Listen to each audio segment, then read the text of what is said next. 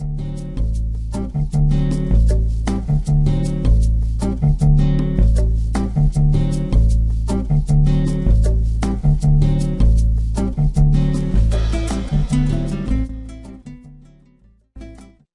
okay. We appreciate the Andrew's talk. And now we're going to the Q&A. Any questions from the audience?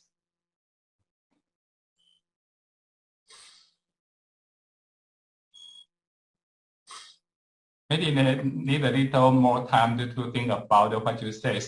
And the first, I would like to ask, and from the perspective of you, Andrew, how to be a good researcher and professor? That's a good question. I think I just mentioned the passion of scholarship, and yes. I think what I would emphasize is everybody here on this call, there's 187 people. Everyone must have thought at one stage, why am I entering academia? There must have been a belief that drove them to choose to come to academia. Yeah. And so the key is not to lose that belief, to ensure that in our research, in our teaching, in our service, we validate and build on that original passion we had that drove us to choose to become a scholar. Yes. And too often, members of the field feel that they need to forget what drove them into the field and instead just learn the rules of publishing, get a high teaching evaluation in a course, get a promotion, something like that. So the most important thing is that individuals don't lose that passion. But it's not just an individual responsibility. What I realize now as well is that I, as an editor, need to support that. Department chairs need to support that. Conference chairs need to support that. Associations need to support that. So that's a major issue in the field. I do see a question in the chat, so I might address that. Yeah, Wang has said, most papers published in MISQ are long and complicated. So if an article does not adopt traditional research methods, namely quantitative, qualitative, but simply elaborates the author's thinking, such as rethinking the evolution process of IT, does it have any chance to be considered? So that's a good question. One way of submitting such a paper is as a theory paper. So on the MISQ website, we have a theory and review section. And if the author's thinking is elaborating on an existing theory or developing a new theory, such a paper would be very welcome and very relevant for the MISQ theory and review section. Another alternative is to consider submitting an issue and opinion paper, where if the author's specific thinking is less theoretical and more maybe a debate or a compelling position that might encourage further debate in the field, such a paper would be an issues and opinion paper. And we have information about both of those categories on our website. However, if the author's thinking is not well justified, so if the author doesn't have good backing behind the arguments and so forth, those papers probably would struggle in the review process. So we still need papers to be well justified, well researched, to be rigorous, and I hope, Wang, that helps answer that question. Hi, Andrew. This is Gloria. I like your picture, Gloria. Okay, yeah, that's the photo I took about 10 years ago in Australia. Yeah, very good. Okay, I'm very interested in the author development workshops. Yeah. So is there any tips that you can provide us? Like what should we do or what should we prepare before we attend any kind of this kind of workshops so that we can get the most out of this? Because this kind of workshops usually they take place during the conferences, and it's just a few days only. And because my main research method is qualitative research, and for me it's kind of difficult, like to bring my data to the conference and then discuss with my mentors within such a short period of time. So I find it's quite daunting, like for me to attend this kind of workshop. Yeah. Maybe I'll say two things. One is with the last 2 years, we've done these workshops online. I suspect, I don't know for sure, but I suspect we will continue doing them just online. And the reason is that it's cheaper. You know, you don't need to have to pay conference registration fees. You don't need to travel, hotel, etc. So we can include more people. We can be more equitable by making them online. So that's, I think, what we will continue doing even post-COVID. That's the first thing. Second is that how you can make the most of it. I think if you need to go in with an open mind, because the thoughts of the mentors may differ about your paper, may differ from your own thoughts. So you might have parts of the paper you believe are strong, they believe they're not strong. Some parts you may be worried about, they may think are good. So you have to have an open mind. But still, if you can have your own questions about how to address particular parts of the paper, you are more likely to get more targeted advice. So you can say, I'm interested in feedback on any areas of the paper, but I particularly want feedback on this issue. Then that can help the mentors on your table to focus on that issue and give you feedback. For example, in a qualitative paper, it might be, do I bring some theoretical ideas up front, or do I bring the theoretical work in at the back in the discussion section?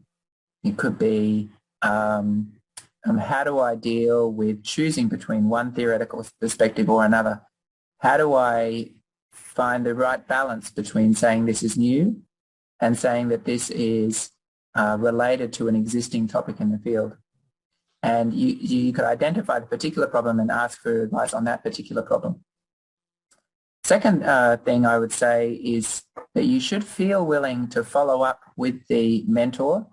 So, for example, let's say you're sitting on the table in the group with a particular mentor and you want a little bit more follow-up.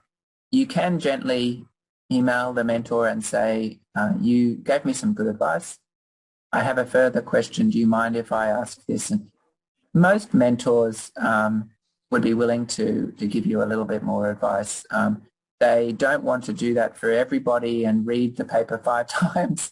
Everyone's too busy. But if you're respectful and just ask them, then most people are kind and will try to help. So maybe you can do that as well. So if you feel unsure or nervous about asking, feel free to ask. That's what I'd say. Okay, thank you. Thank you for the tips.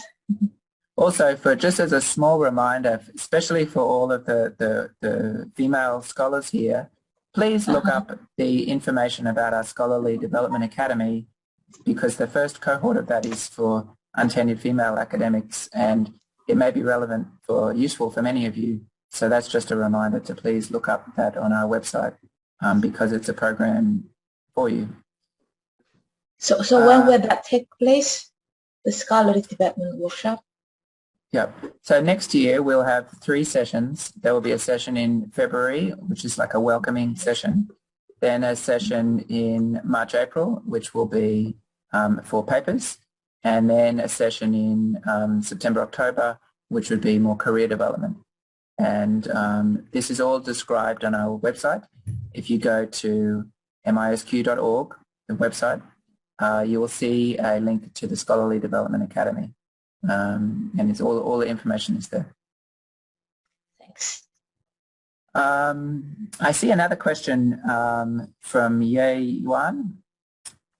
As we know, mixed methods research is now very popular, but I don't see many mixed methods papers in MISQ. Can you talk a little about mixed methods research? So that's a good question. One interesting phenomena is research published in the journal a good indicator of what the journal wants? And I would say maybe. For example, let me give you two reasons why it's not a good indicator. The first is the research that's published in the journal from the slides I showed you earlier was submitted maybe 3 years ago, right? So to know what the latest research is, it's impossible because you can't see it. It's in the process of being reviewed and accepted. So there may be many mixed methods research being evaluated and assessed, and you wouldn't know. So always focus on just doing good research. Don't worry too much if that has not appeared yet or doesn't look like it's common in the journal. The second is that the reasons why mixed methods may appear or not would be very specific to that individual paper.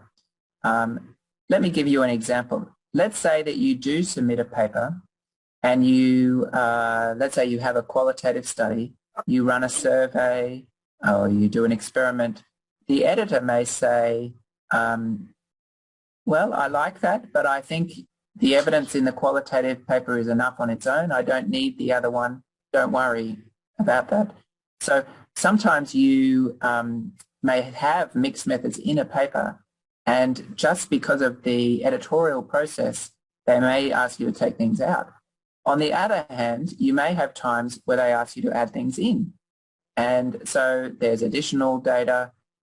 It might be additional data with the same method or additional data from a different method. But again, that would be specific to that editorial team and that set of reviewers. So personally for me, as if I'm the editor, I like mixed methods research. I support mixed methods. I think all of the editors on our board like mixed methods that support multiple methods. But I would still look at the specifics of your paper and say, does this paper need both methods? Do they complement each other? Do they create a stronger paper being together? Or is it actually stronger just to remove one? So it depends on the paper. All right, the next one, how can we become a real thinker rather than an academic machine? That's a good question. Yeah, good.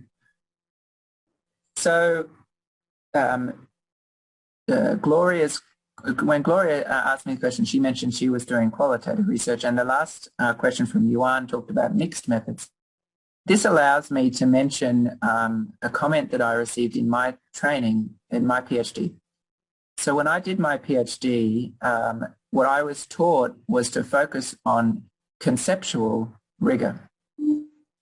What I mean is, when we think about rigor, we often think of methodological rigor and often statistical rigor. So when someone says rigorous, it might mean like mathematical or quantitative or rigorous, but that's not the way I was taught. So when I was taught rigor meant conceptual rigor, which then can apply to all parts of the paper, whether it's the definition of the problem, the implications for practice, the methodological choices. So it's all conceptual rigor.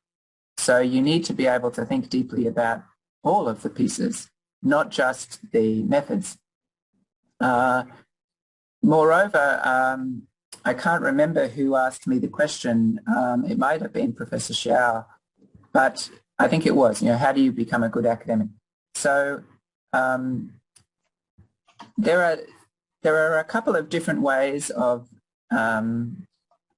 valuing a scholar in the field or like ranking a scholar in the field. One way is by numbers.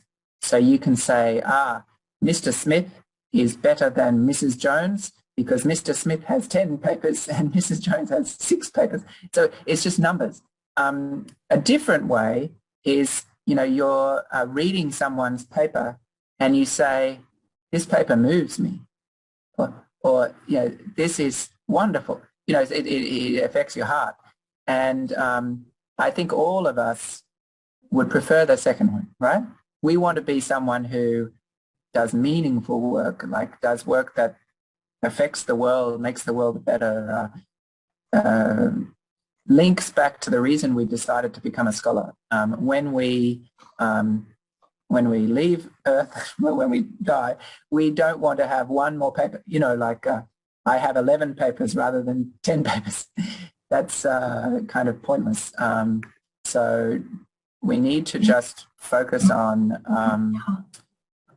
doing important work. What I have discovered is that at some universities, unfortunately, there will be administrators who will look for numbers. That they will. Now, there will also be true scholars at your university. I am confident at every one of your universities there will be people who are true scholars.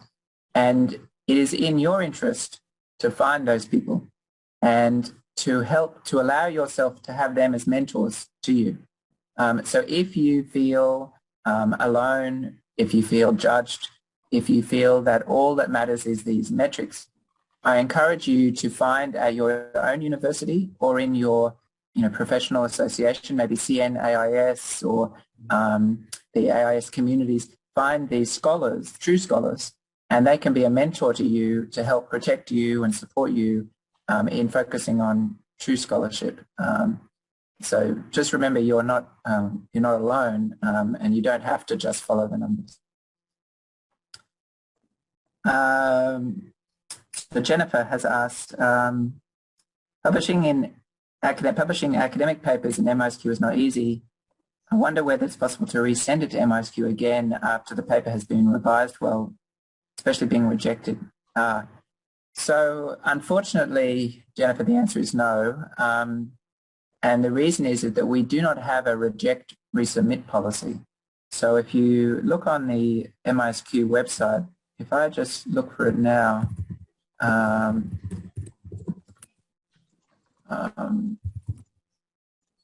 will find the link and I'll put it in I'll just pop it in the chat.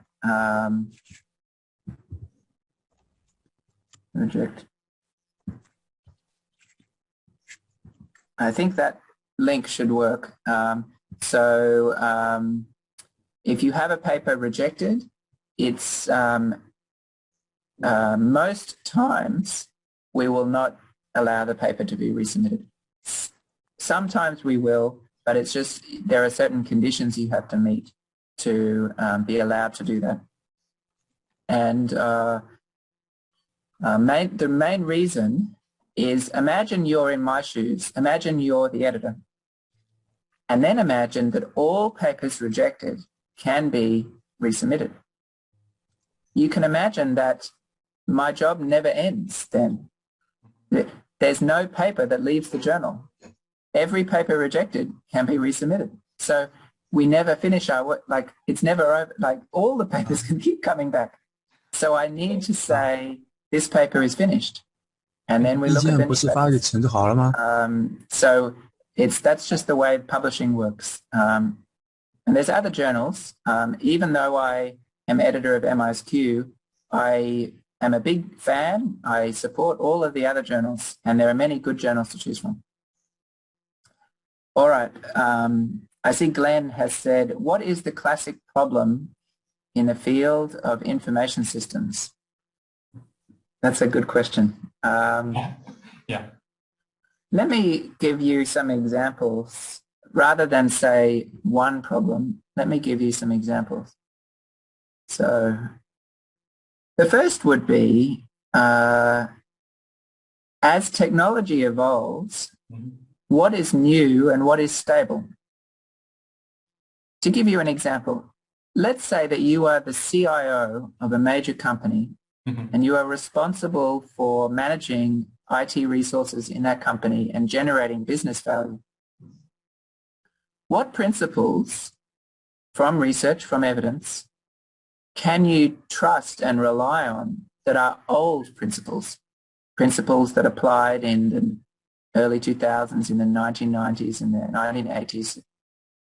Fundamental principles. What principles can we rely on? However, what new principles do we need? Because our new architectures are evolving, new systems are evolving, new opportunities are arising. How can we balance the old and with the new? That is a fundamental problem in our field and will always be a fundamental problem in our field. So that is like a classic problem in the management of IT, and it will always be a problem. So if you're interested in that topic, that topic could last your whole career.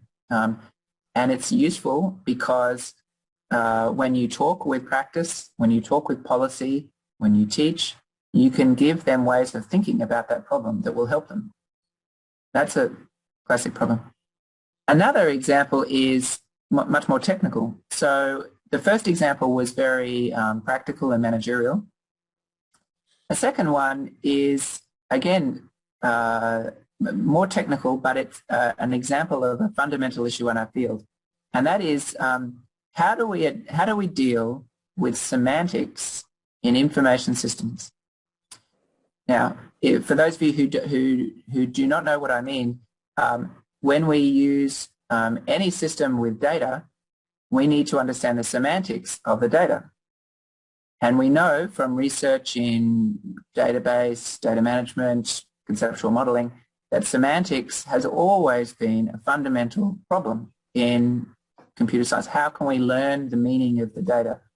And that problem is unsolvable because it becomes quickly a philosophical problem that people have been unable to solve for centuries.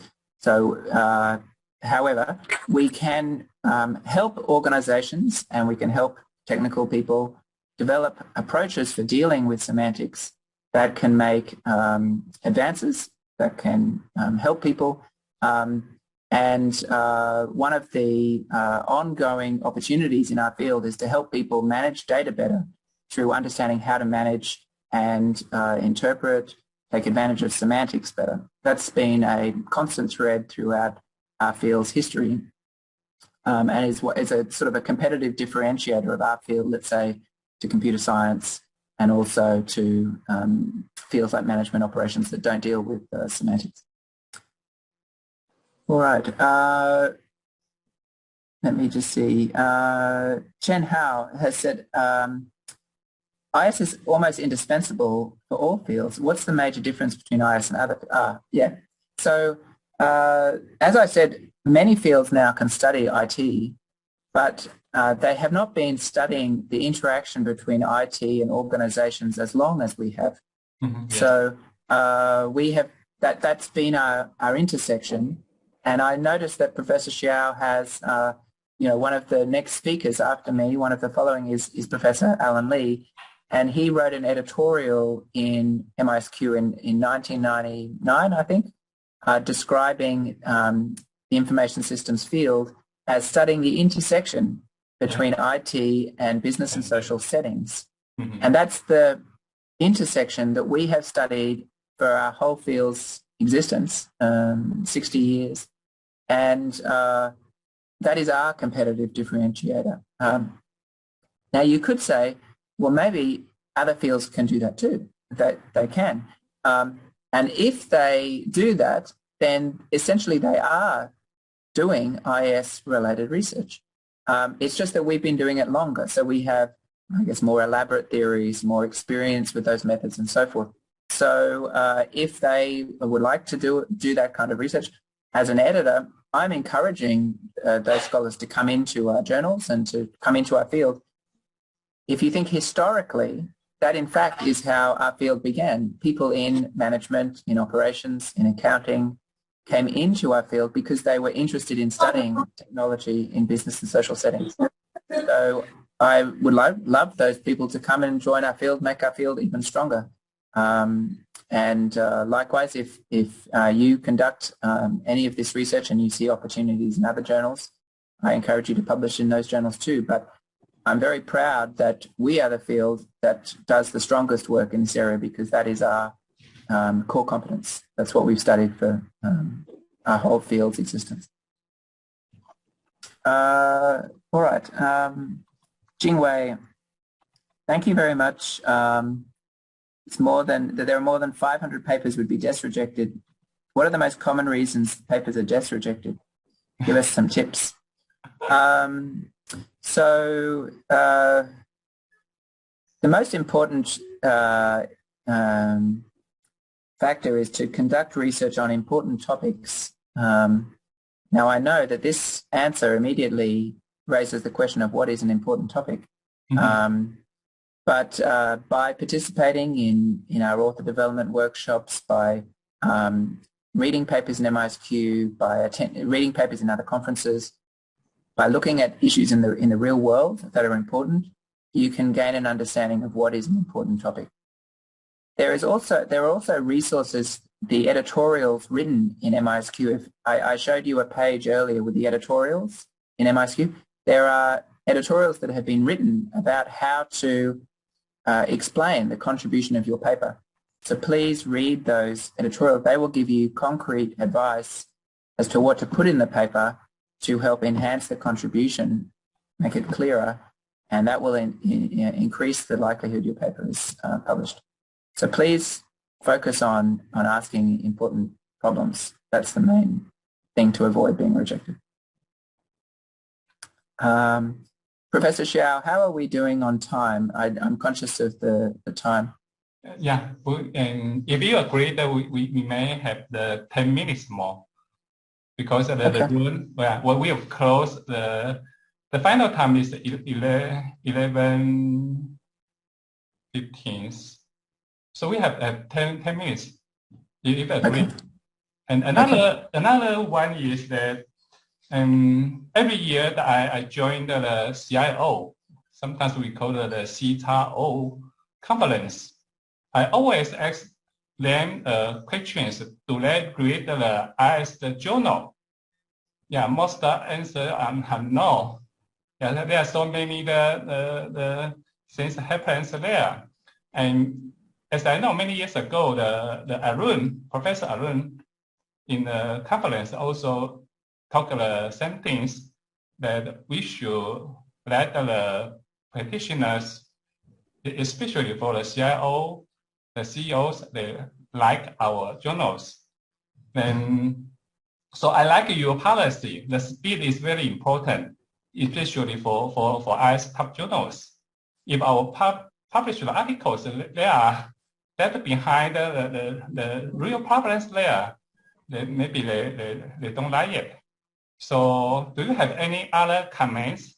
I mean, so that you mentioned about the interaction between the us and management in the organizations.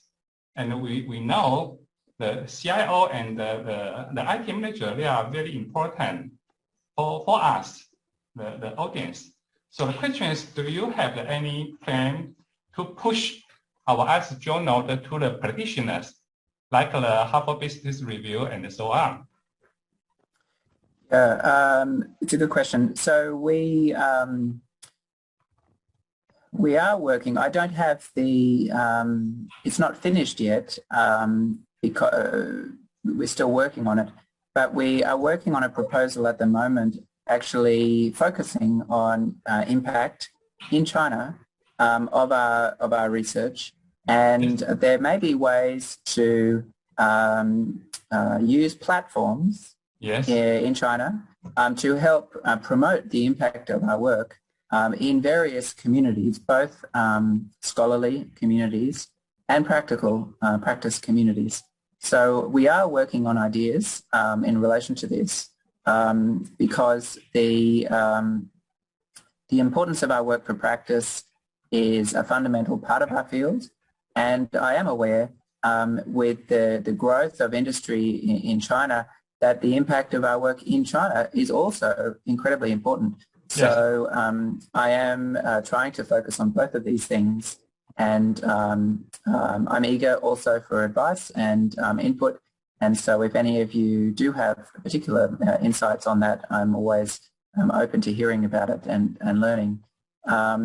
In terms of the actual journals specific policies right now, the major one is the impact statements. So we will be requiring, at some point next year, we will bring in a policy where authors need to state the practical impact of their work, and we would use those statements in our promotion of those articles and expanding our social media presence so we can communicate that more widely, and also ensure that when reviewers and editors review the paper, that these impact statements are influential in the review process, that we're not losing sight of that impact when we're editing the paper. So those are the particular initiatives. I see a hand, Joe Jia Chen. Yeah. Hello. Has a question. Hello, Andrew. Hello. Hello, my name is Joe, and I am a second-year PhD student from Western Sydney University School of Business. Thank you very much for sharing the ideas and the introduction of Ms. Cotley. And I'm very much agreed with the point that you raised in your presentation. That is, it is very important for the research issue we focused on, but not the research methodology. But as a PhD student, we frequently face, we as a PhD student, I frequently feel like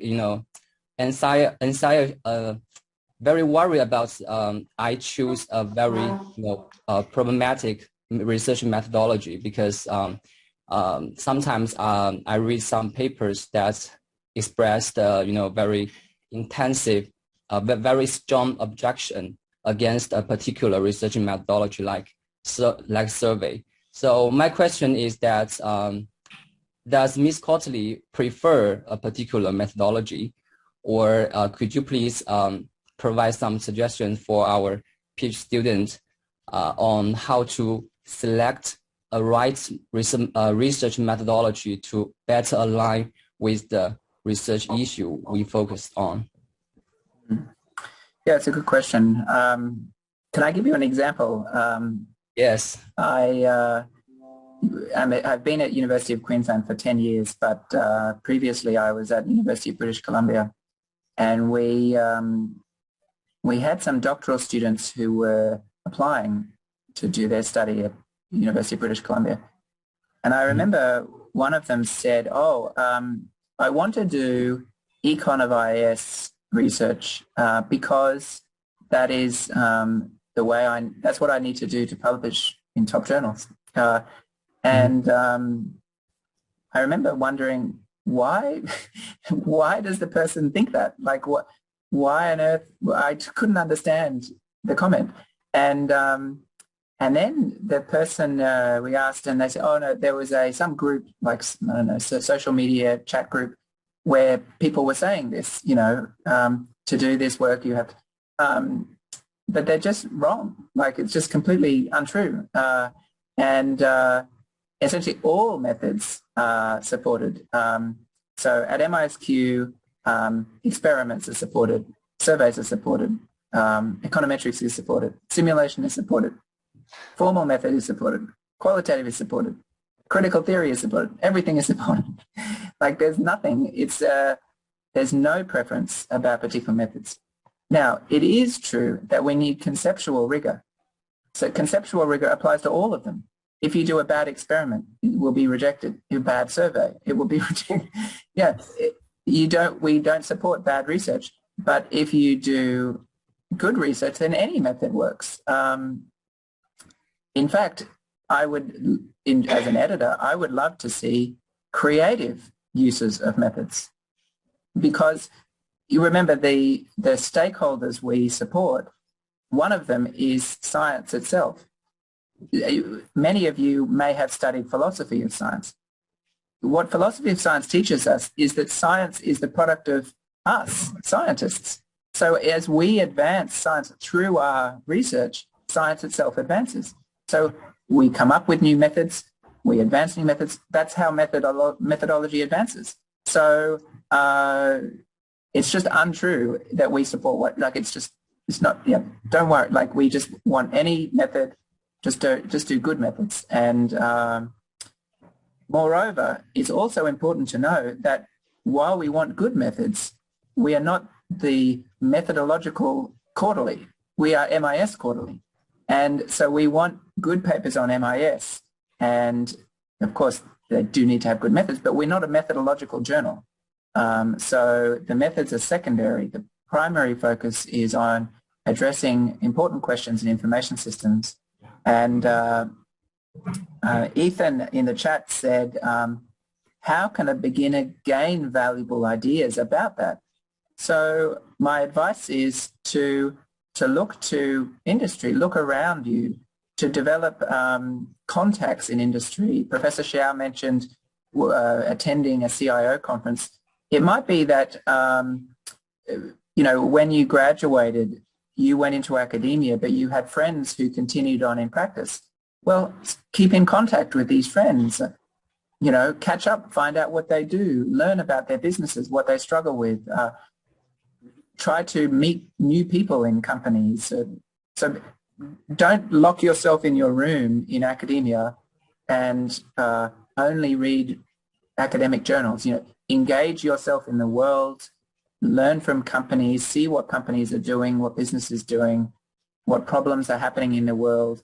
So be an engaged scholar, then you see problems and you see opportunities and then you work on them. And you don't need to limit yourself to collaborating only with academics. For instance, one of my papers I'm most proud of recently was co-authored with some practitioners. You know, I worked with them on a topic, I co-author with them. And so it's not a divide between academia and practice. You know, we do it together. Yeah, I think my advice is to be engaged in the world and to be passionate about what you do and then submit that work to the journal. I totally agree with the Professor Andrew. About the jokes, the question is that we always talk about the rigor and the relevance. We focus on the IS questions. Of course, we also need to take care about the method. That the method should be right because of what? The result. If we couldn't have the correct results, how could we have the good discussion and the conclusion? So it is logically, it should be the rigor and the relevance. I think it is very important for every field. And I think that's due to the time limitation, we may have one more question. They may find Cao Chong. I think the question is very important. The Professor Cao, will you ask personally?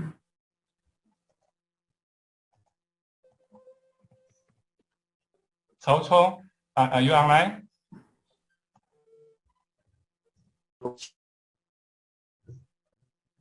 If he left the messages that I see the message. Yeah. Yep. The question was, is it better for us to publish and discuss the paper in ISIS conference and then submit to MISQ? So I strongly believe that publishing in workshops, conferences, even just presenting a paper at your own university is extremely valuable. And the best way to have your paper rejected at a journal is for the first person to read that paper to be the editor, to be me. If you have never submitted this paper to a workshop, a conference, presented it, it's most likely to be an immature paper, which I will immediately reject. So, and because we don't allow these papers to be resubmitted, you're losing out. So I strongly encourage you to submit to conferences, to submit to workshops. It has two benefits. One is your work becomes stronger, and then it will be more likely to succeed in this journal. The second is by participating in these conferences, you will meet other people who are doing similar work. You will build strong networks yourself professionally, and that will help you enormously in the academic career. So please submit your work to the conference, and in your cover letter to MISQ, say, we've submitted an earlier version of this paper to the conference, and when I see that, I will be happy. Okay. Due to time limitations, and we really appreciate the Professor Andrew give us a great talk here. And so I only have one additional request, maybe very, very kindly. I think maybe it's a good way to, I know you are very busy, the Andrew, and maybe once a year, then we have a talk like this one. Then I can be a bridge. I mean, not only in the Taiwan, China. Sometimes I can invite friends, and there's so many friends in Hong Kong, Macau. I think that Great China is a big place, a very, very important for the eyes. It grows very quickly, like the Alibaba, Jingdong, and so on. So, and if you have time, I think once a year it is okay.